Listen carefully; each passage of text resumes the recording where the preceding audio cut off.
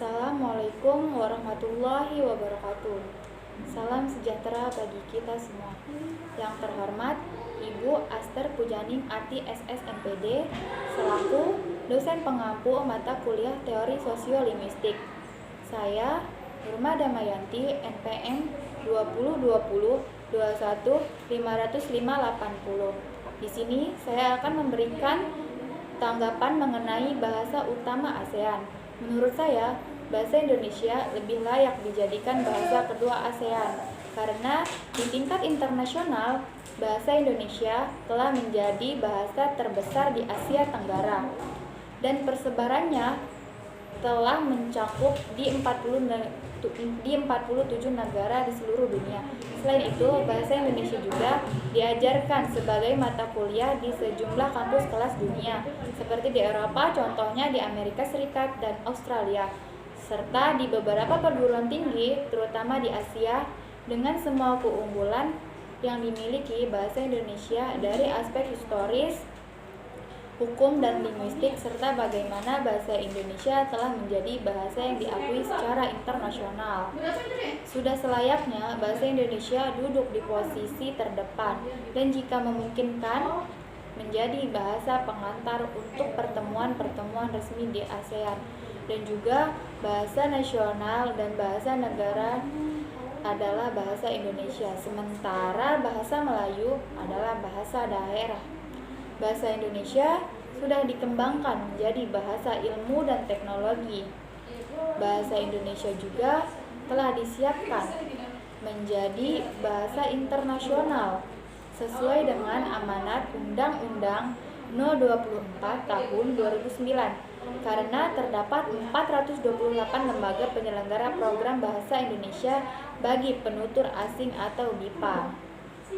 Selain itu, bahasa Indonesia berpeluang menjadi bahasa utama ASEAN karena mempunyai beberapa faktor. Dari faktor pertama, bahasa Indonesia mempunyai struktur yang sederhana. Oleh karena itu, bahasa Indonesia sangat mudah untuk dipelajari dan dipahami. Di samping itu, bahasa Indonesia juga mempunyai daya serap kosakata yang kuat.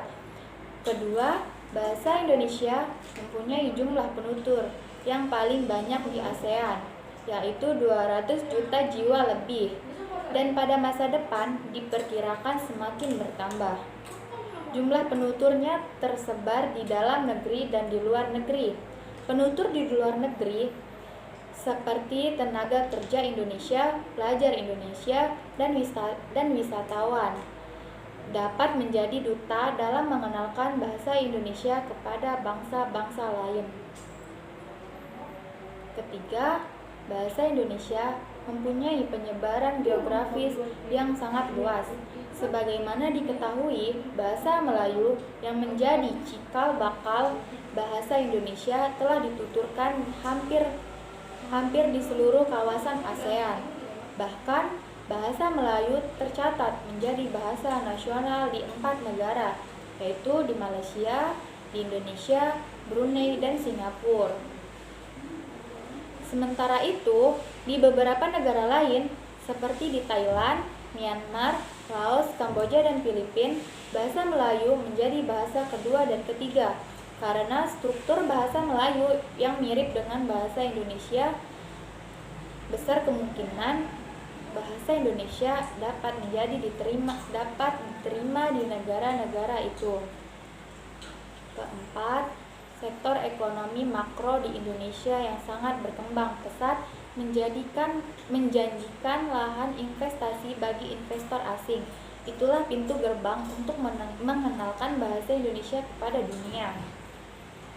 Kelima, produk sosial dan budaya Indonesia yang tersebar di negara-negara ASEAN dapat menjadi mengenalkan bahasa Indonesia kepada semua orang. Itulah tanggapan dari saya. Jika ada kurangnya saya mohon maaf. Saya terima kasih kepada Bu Aster dan teman-teman semuanya. Wassalamualaikum warahmatullahi wabarakatuh. Waalaikumsalam.